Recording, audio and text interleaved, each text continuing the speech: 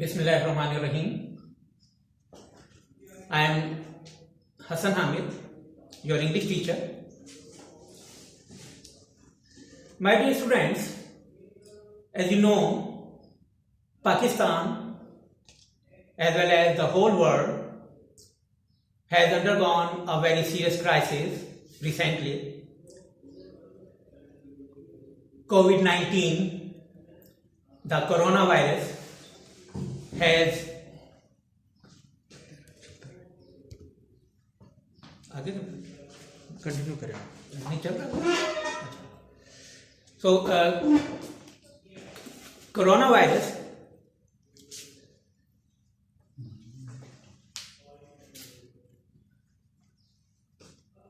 well students,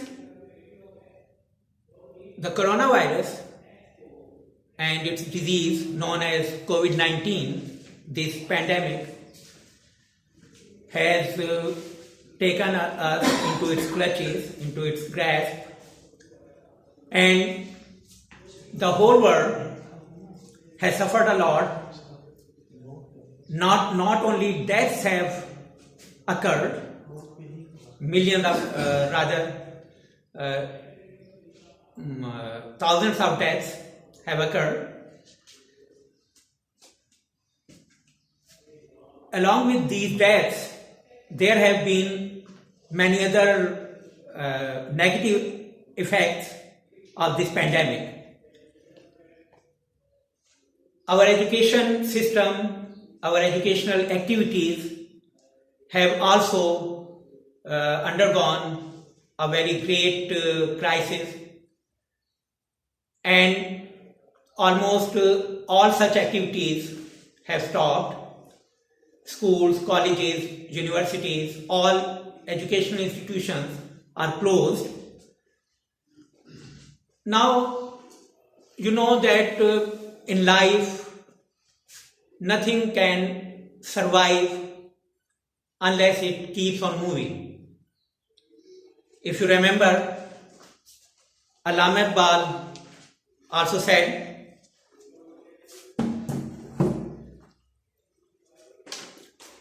चलने से है जिंदगी जहां की, ये रस्में कदीम है यहाँ की, चलने वाले निकल गए हैं जो ठहरे जरा कुचल गए. So obviously we can't stop, we can't keep our educational activities at this halt. That's why Uswa College Islamabad has decided to start its YouTube channel, Uswa Students Guide, or USG.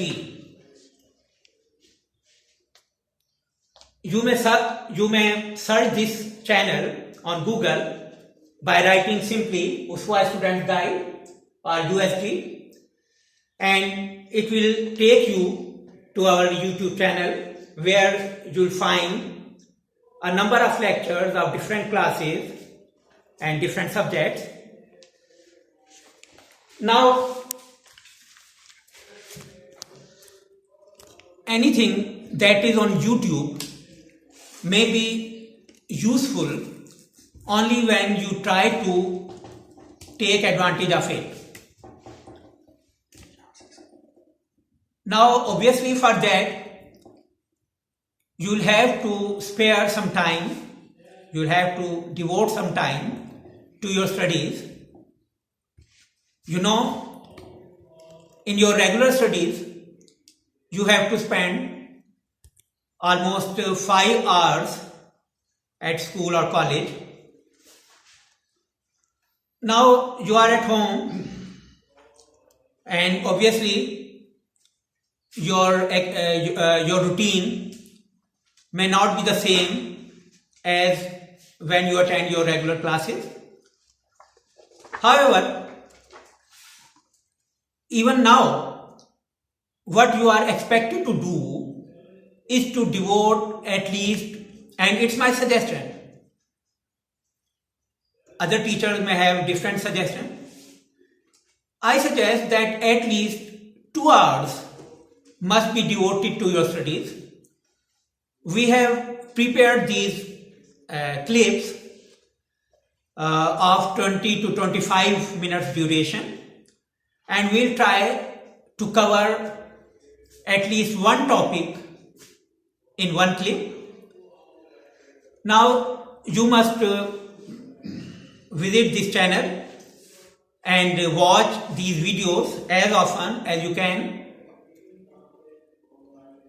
Parents are also requested to make it sure for their children that they spend at least the suggested time on YouTube and on regular basis, in routine. In that way, I hope, all of us hope, that whatever time has been wasted is wasted, but at least the remaining days will be fruitful, and you will get at least a part of your syllabus on YouTube, and that will be of great benefit to you, and you will be able to cover at least a part of your syllabus of different subjects. Now, coming to the point, as I told you that I am going to teach you English. English has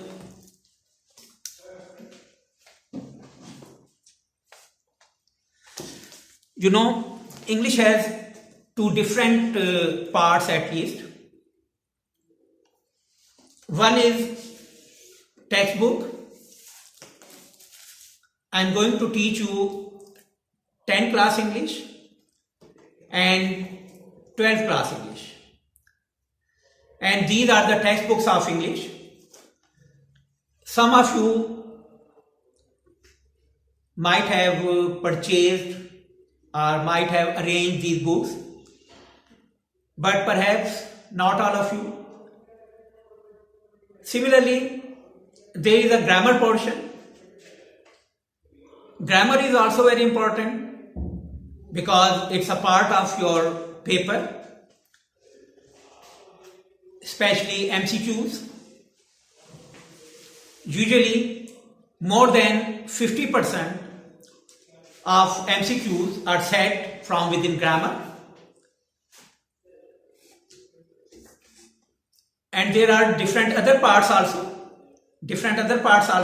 of grammar that are included in your respective syllabus. For grammar, we may use different books. You know that in our system, in our college, we use this book, The Grammar Tree, for junior classes, for 7 and 8 classes.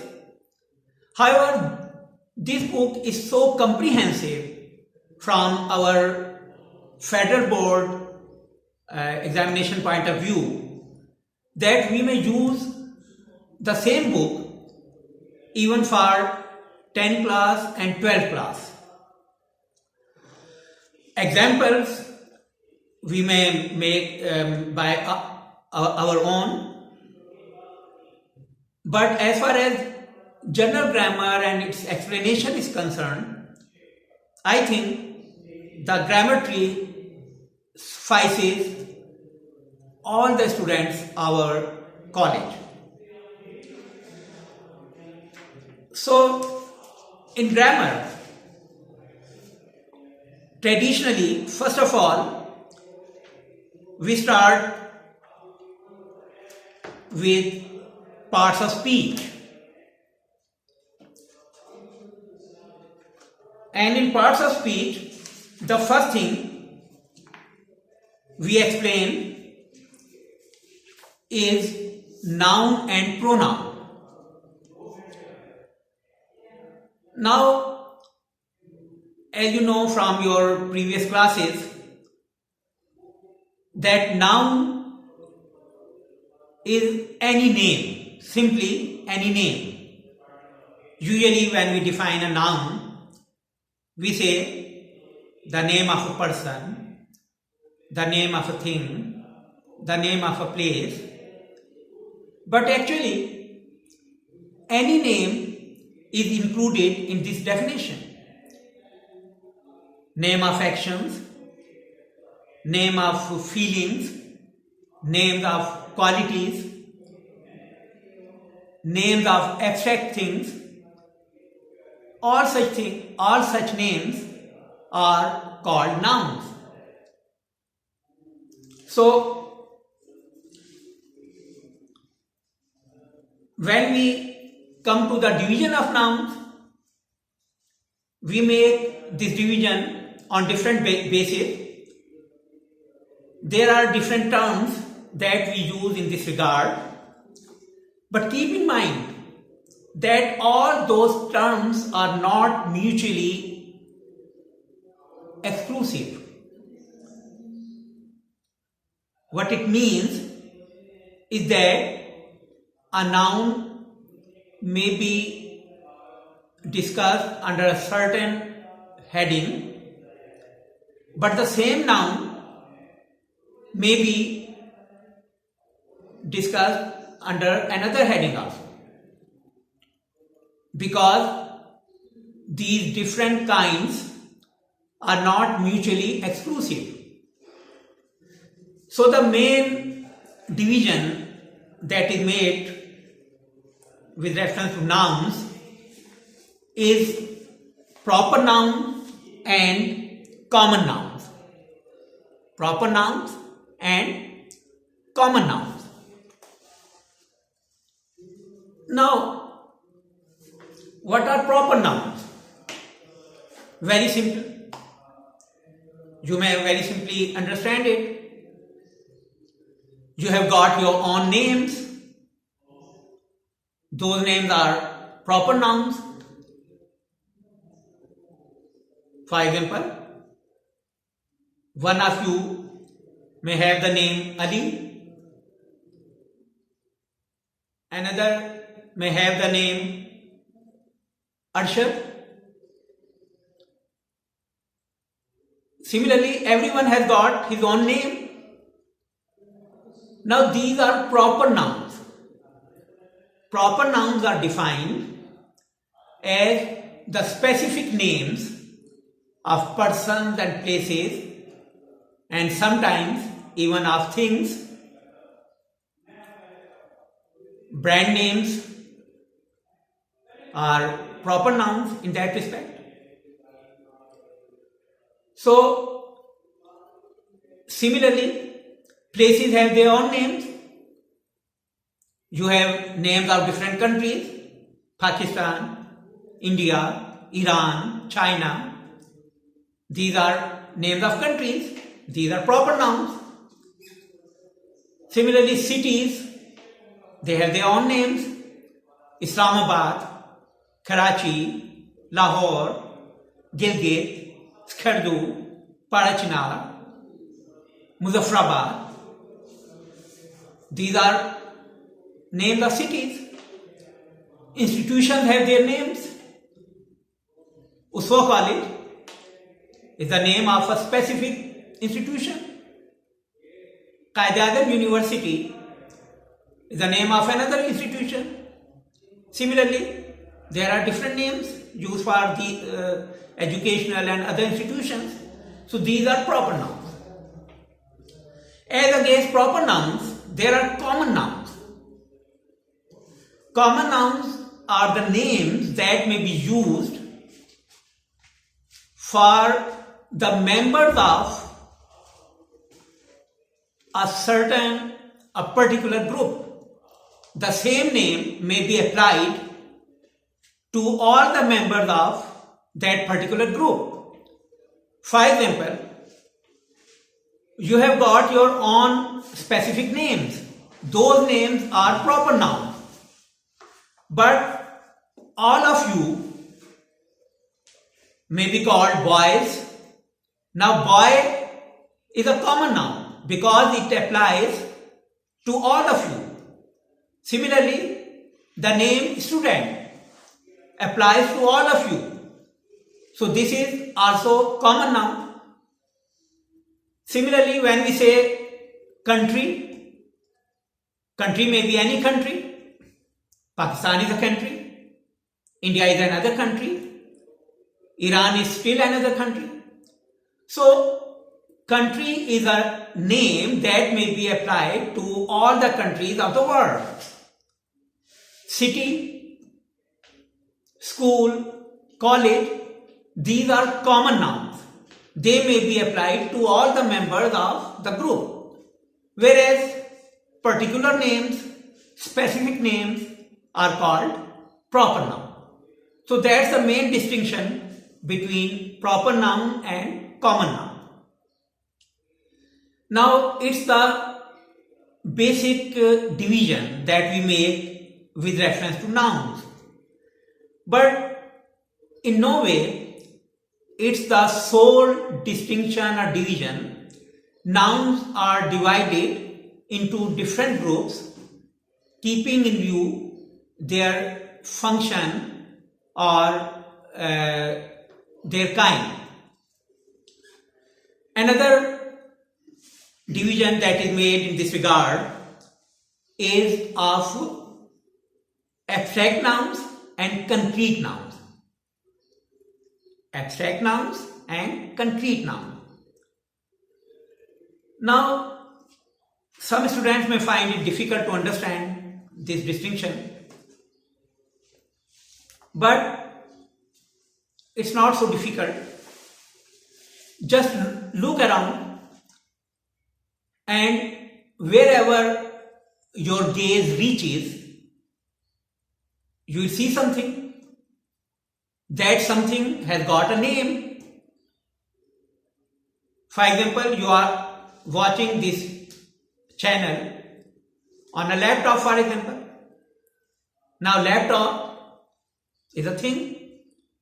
It has got the name laptop. Similarly, for example, you are sitting on a chair. Chair is a name. On the right side, you have got a door. There is a wall. There is a ceiling. There is a fan. Now all these things are before your eyes and they have got names. And as you can see these things, and if you try, if you want, you may even touch these things. So these are concrete things. These things are called concrete. These are concrete things. And their names are called concrete nouns. Now, if someone wants to know what a laptop is, you may show him the laptop and he will get the idea that laptop is this thing. If you want to describe what a door is, you may show the person the door and you may explain what a door is. Now these are abstract nouns. As against this, there are, these are concrete nouns. And as against this, there are abstract nouns. Now, abstract nouns are the names of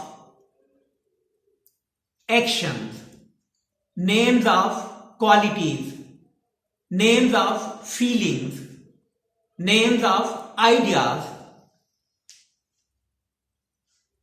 different values. Such things are called abstract. For example, we may talk about truth. We may give a lecture on honesty. We may try to explain what justice is. Now, justice, honesty, truth. In nature, these words are nouns, but these are nouns which you can't touch, which you can't see, which you can't show. You can explain them, you may describe them, you may give a whole lecture on them, yet these aren't the things that may be shown to your audience.